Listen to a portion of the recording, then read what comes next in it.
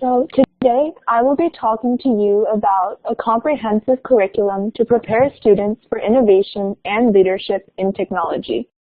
In this session, I will propose a technology curriculum for elementary, middle, and high school students with an emphasis on the building blocks, imparted through practical learning. When students graduate from high school, they should be excited to participate in the digital revolution as contributors, innovators, and leaders.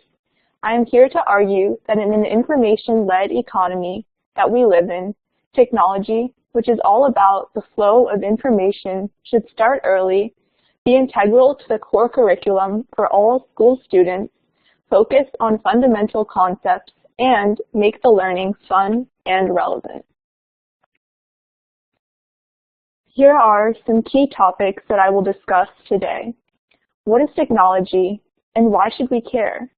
I will also be talking about the present state of technology education, 6 key elements of a technology curriculum that will prepare us for innovation and leadership, suggest specific technology topics to be taught and learned in elementary, middle, and high school, and I will end by showing some cool innovations in consumer technologies and how the topics I suggest will prepare students to become the innovators and entrepreneurs of tomorrow.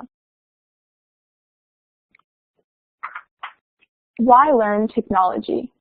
This figure illustrates that technology is all-pervasive. Starting from the top, we can see that technology is used in communications. This is an example of fiber optic cable, and in fact, that is how this presentation is coming to you today, from fiber optic cable laid out by Verizon in our area. Going around, we also see technology being used in the industry, robots in factories, virtual and augmented reality in entertainment, remote health diagnosis, food production, DNA sequencing to identify health risks ahead of time, and the list goes on and on. What I want to stress is that at the center of it all is information. Technology is ultimately about the flow of information. If we think of technology as an airplane, the passengers are information. Technology delivers value by processing data at point A and delivering it as useful information at point B. If you enter a destination address into Google Maps, it retrieves information from Google servers and satellites and returns turn-by-turn instructions on your mobile phone. Learning technology, therefore, is understanding and appreciating the flow of information. With all that said, what is technology? Quite simply, it is the application of science to improve quality of life. The current state of technology education. Currently, in most U.S. schools, the technology curriculum has no standards. Even when courses are available, technology education is labeled as an elective. It is not part of the core and in most cases only starts in high school. When tech courses are offered, the emphasis is on coding. But coding alone does not offer a complete technology education. Coding without an appreciation of the fundamentals does not adequately prepare students for innovation and leadership. In addition, just coding is not sufficiently practical. Students should be able to relate what they are learning to real-world applications. For example, a simple Python program to sort numbers is not all that fun, but Python can be used to communicate with and control Internet of Things sensors, a camera, a light, a factory robot, or even your own fridge. Suddenly, that Python programming class just became a lot more fun and relevant. In addition, not all technology courses are up to date. There is a large gap between technology education and technology evolution. Staying current is especially important in technology evolution because technology is one of the most quickly evolving fields. A technology curriculum needs to address 6 key elements. 1, emphasis of fundamentals. 2, the technology curriculum needs to be made practical and flexible. In addition, a technology curriculum has to have industry validation. meaning that we have to make sure that fundamentals map to current innovations, products, and services that the industry is rolling out. Lastly, a good curriculum needs to look to develop future innovators and leaders.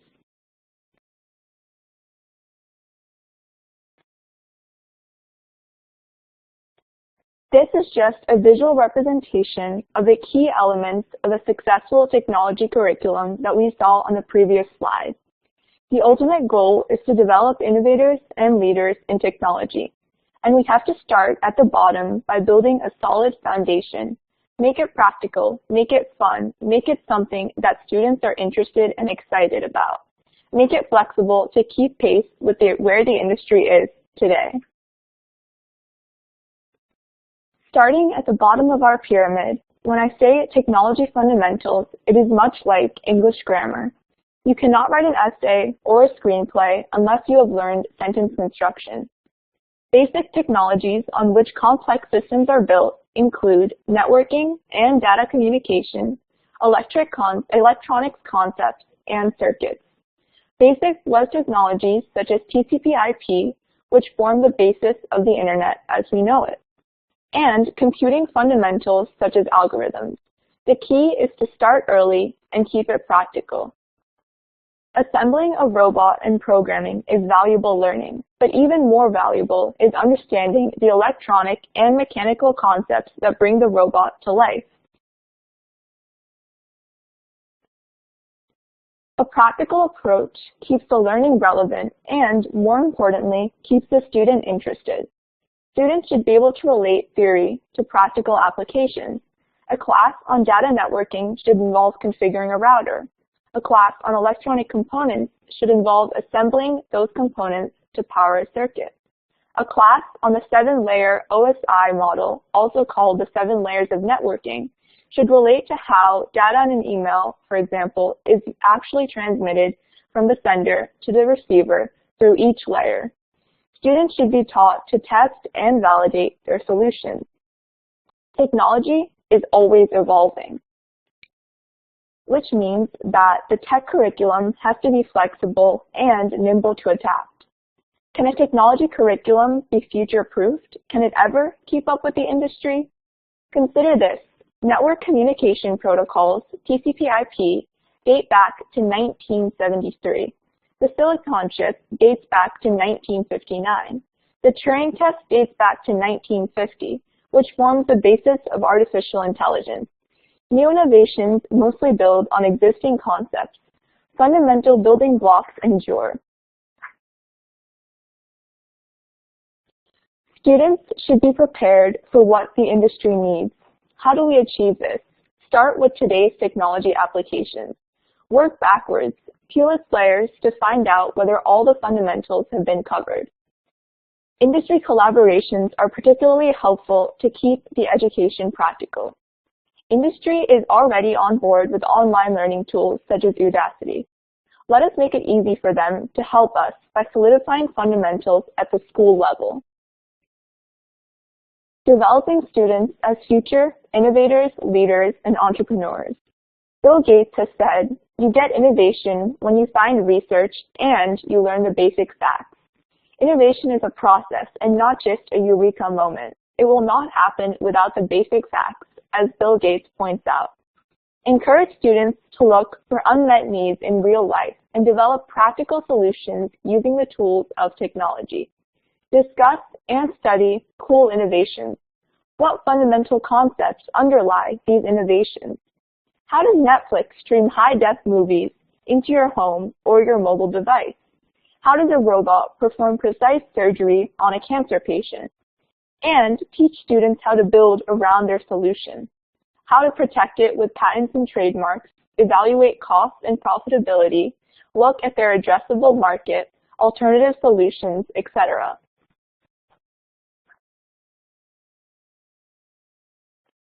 Technology is useful in a broad array of applications. However, every application has one or more of these underlying enablers: data and information management, software, hardware and devices, and technology-enabled services.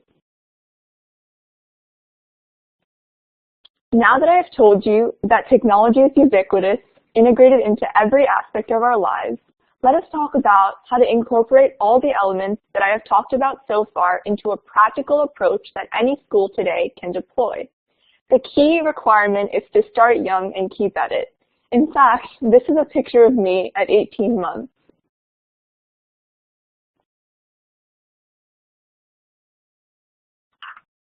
Let's get specific now, starting with elementary school.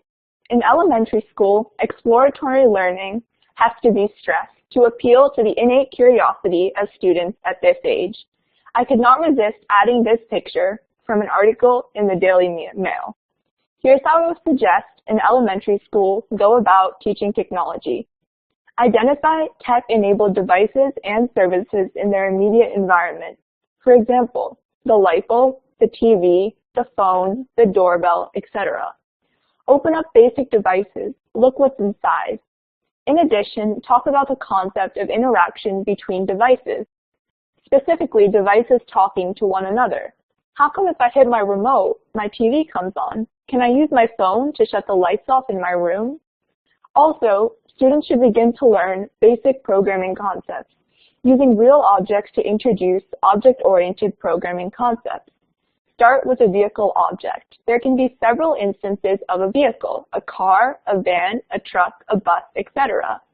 Each can have different colors, owners, and models, which we can think about as variables. Introduce a visual programming language such as Scratch from the MIT Media Lab, or Alice from Carnegie Mellon to animate an object and create a program, which is storytelling and learning at the same time. For middle schoolers, the underlying enablers of technology remain the same: hardware, software, data and information management, and technology-enabled services. Build layers of sophistication with these as a focus. Constantly look at new innovations and incorporate them into learning. Here's what I would recommend. Electronics and computers. Challenge students to create their own electronic circuits. Live experimentation. Introduce students to the internet and data networking concepts. Connect your home to the internet. How do I set up a router? Wired versus wireless connections. And internet security. What do hackers do and how can you protect your data? Students should also begin learning about web technologies such as client-server architecture, HTML and PHP, and cloud and mobile computing. Lastly, students should learn about programming concepts, including basic algorithms, which are sorting, concepts of loops, and conditional statements. Students should also be learning about simple programming languages, including Alice, a continuation from grammar school, and Hackety Hack to learn Ruby. Object-oriented concepts should also be continued, using the real world as a guide, but layering on more concepts. I'm sure at this point you see a pattern emerging. Stay with the fundamental topics: electronics, internet, web technologies, and programming, but increasingly layer on sophisticated concepts and complexity. Always keep new innovations in your sight. De-layer them like you would peel back an onion, and make sure that you have covered all the underlying fundamental concepts. A few things I want to highlight here to teach high schoolers. I will be talking shortly about the Nerdina Kit, which shows you how to build your own motherboard from scratch and run experiments. Build your own basic computer. The Raspberry Pi offers a credit card-sized computer, and their latest one, called Zero, only costs $5. Python is a great programming language to learn and is increasingly used to write software to control Internet of Things sensors. Now, let me tell you a little bit about my initiative, Nerdina. I am here today because students from Marymount participated in Nerdina's meetups featuring eminent people in the field of technology. In fact, Marymount is hosting the next one in February. Thank you for that. Nerdina was founded with the objective of developing young women as future innovators and technology leaders. My experience with Nerdina is my inspiration to come up with a curriculum that I've presented to you today. To know more, you can visit us on our website, check out our YouTube videos, or download the app on the App Store.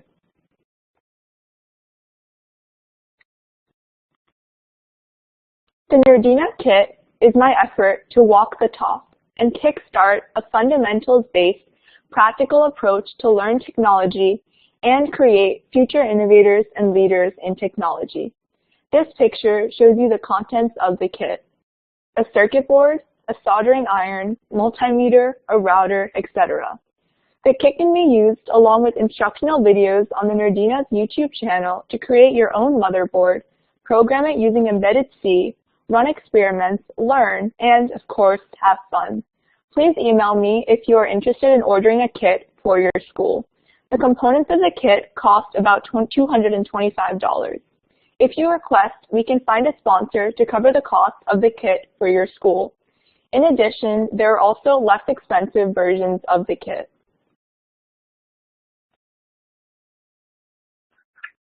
The following links are all practical experiments that hit on the topics that I've highlighted throughout the presentation.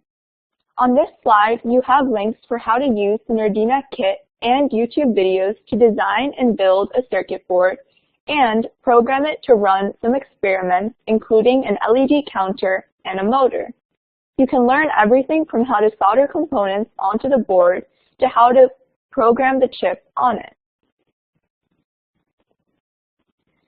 Again, videos on the fundamentals of electronics, including how to measure voltages and resistances using a multimeter, the quirky color codes used on resistors, and a look inside the computer, and specifically its brain, the central processing unit. I hope that you'll take the time to look at them on your own. Lastly, this set of videos covers data networking concepts in depth, all the way from how the internet works to how to configure a router in your home and troubleshoot when problems arise.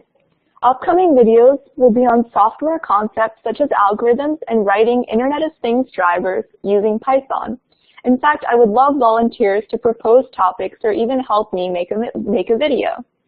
I hope you will take the time to go through all of Nerdina's videos at your own convenience on our YouTube channel, Nerdinas. Before I conclude, I want to bring you all a quick report on cutting-edge consumer technologies to show you how cool and fun technology can really be. The Consumer Electronics Show, conducted in Las Vegas in early January of every year, brings together thousands of companies from around the world displaying innovative products that will define the way we live in the future. I became fascinated with technology after I attended the CES in 2012, which was an amazing experience. I would like to share with you some takeaways that I've put together from reports on the CES that concluded on January 9th of this year. This year was all about virtual and augmented reality. I'm sure a lot of you heard about Facebook buying Oculus for a cool $2 billion. In addition, wearable devices and Internet of Things were topics that were talked about a lot. Specifically for the Internet of Things, the ability to collect data from numerous sensors, including video cameras, windmills, thermostats, machines in a factory, you name it, any device was featured. Lastly, cloud-enabled services were a big topic of discussion. Virtual reality is all about creating make-believe worlds for gamers. Augmented reality is about taking a 2D image and rendering it in 3D. The coolest applications were factory managers, seeing their factory floor and operations in real time from home and controlling it remotely. This slide shows connected wearables, helping athletes measure their performance accurately in real time. The Internet of Things feels like the closest to reality innovation, the concept of connected living. Being in touch, even when far away, maybe even monitoring the health and security of your grandparents who live abroad, and several other applications. Sensors pick up data, conveying that data in real time to smartphones, or storing that data on the cloud for later analysis. There were hundreds of IoT displays. I have several pictures for you to see later. I should say that there seemed to be some that felt like overkill, but that's up to you to decide. Here's one example, a connected kitchen where the oven talks to the stove and the teapot. Gartner says that the world will have about 25 billion connected devices by 2020. It's up to us consumers to decide what we find useful and what we don't. As you can see, I have several pictures for you to check out.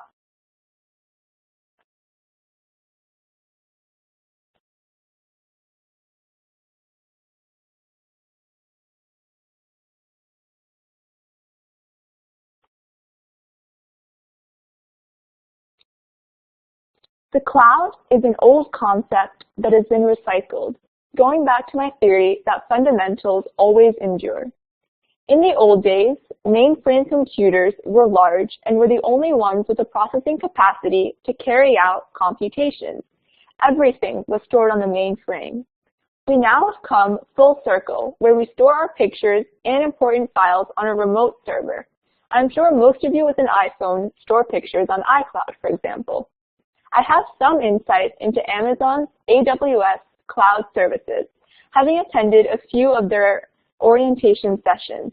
We can discuss cloud-enabled services later if anyone is interested. Looking ahead to the future, the connected world is here, believe it or not, and we have to learn all about it so we can contribute. We have to weigh the benefits and costs, convenience against privacy, for example. As the last speaker of the conference, I want you to walk away with the following. Technology is an integral part of our everyday life.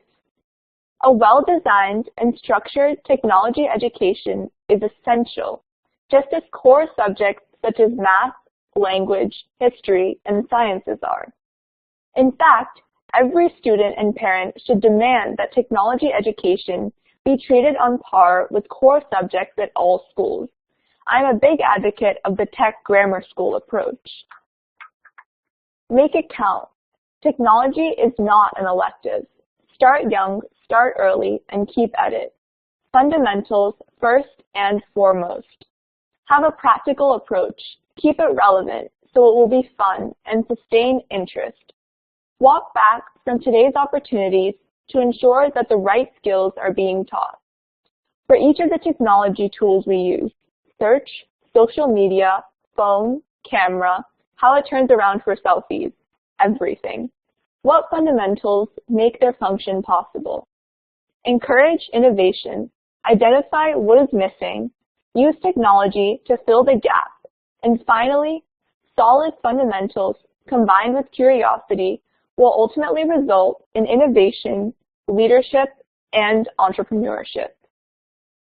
Thank you very much, and I'm happy to take any questions that you have. And here's my contact information.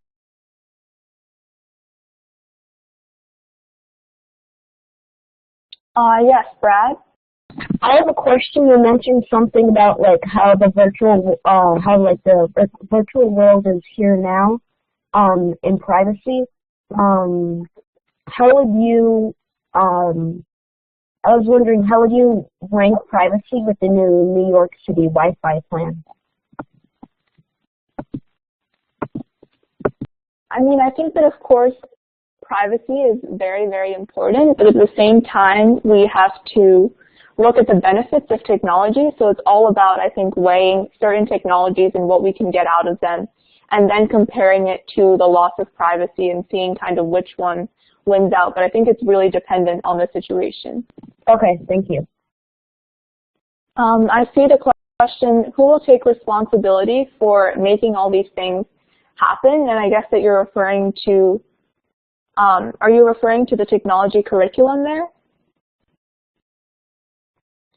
Okay, yeah, the things on the summary slide. So in terms of having a comprehensive technology curriculum, I think that as we see that technology is becoming a bigger and bigger part of our lives, schools will increasingly adopt a curriculum. And I think that in general, a lot of schools are starting to begin earlier. And in addition, I hope that programs like Nerdina will inspire students to also take up technology and initiatives on their own.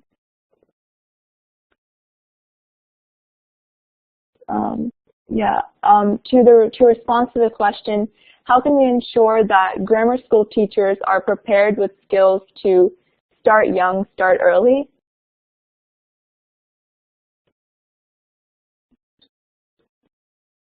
I think that in order to start young and start early, we have to start looking at resources around us. So for example, the Nerdina videos are a great place to look for teaching, and also as the community expands, there'll be a lot more outreach and a lot more resources to look at within Nerdina and also in other places. And yeah, I think that technology has to be infused into the curriculum as much as possible, and that'll encourage students to further explore also.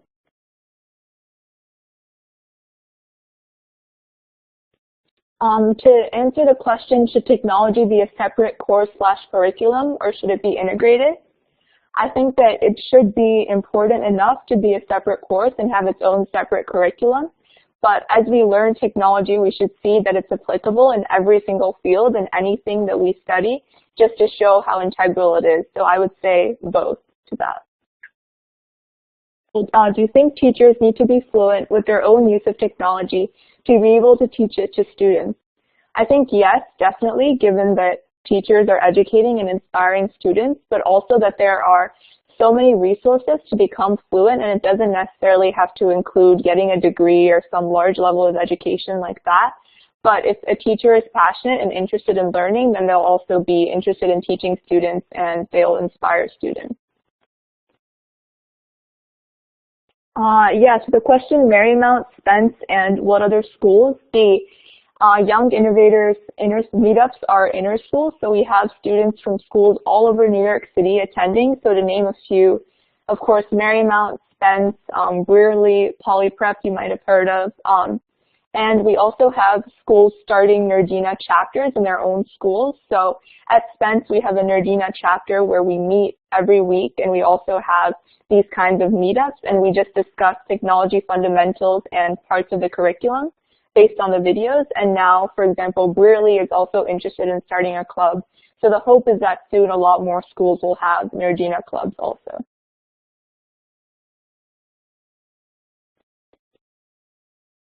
Yes, Brad, do you have a question?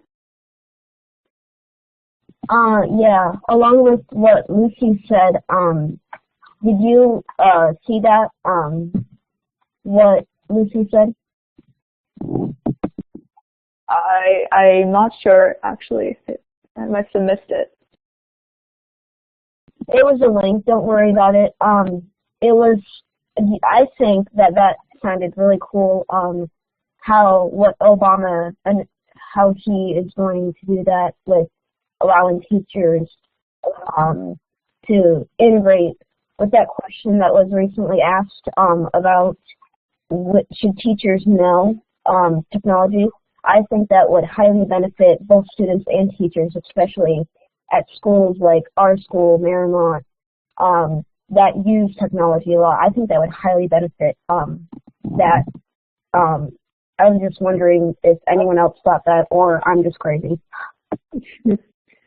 I did see that, and I definitely agree with you, and I'm so happy that technology is being recognized at a larger level today. To the question, how young? Sorry. Yeah, thank you.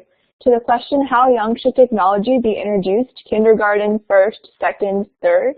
I think that as early as possible is the best. So even if you're in preschool, you can show a child a technology device and ask, have you ever wondered how this works? So as early as possible, I think that it's great to introduce it. And going back to my kind of elementary school curriculum, children are very visual and they have an innate curiosity. So just as you might give a really young child Legos, you could give them a piece of technology or have them see how things fit together in that way. And I think also, just like you'd start teaching children numbers when they're really young, you should start teaching them computer science concepts, having them look at the world around them and try to understand it from a technology perspective also. To the question, if a person starts learning these fundamentals later in life, should they start from the beginning levels you mentioned? I think yes, in that it's so important no matter when you start learning to learn the fundamentals. And I'm sad to say that I didn't start learning about all of this when I was 4 or 5 as I wished I had, but I think that the most important part is to learn the fundamentals, because if you know the fundamentals, you can apply them to do really anything that's above that. But if you're just learning one application, that's not nearly as useful.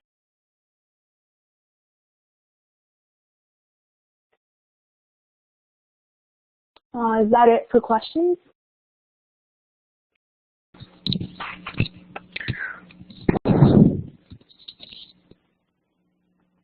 Okay, Hello. thank you so much. Thank you so much, Aruna, for presenting today. Thank you.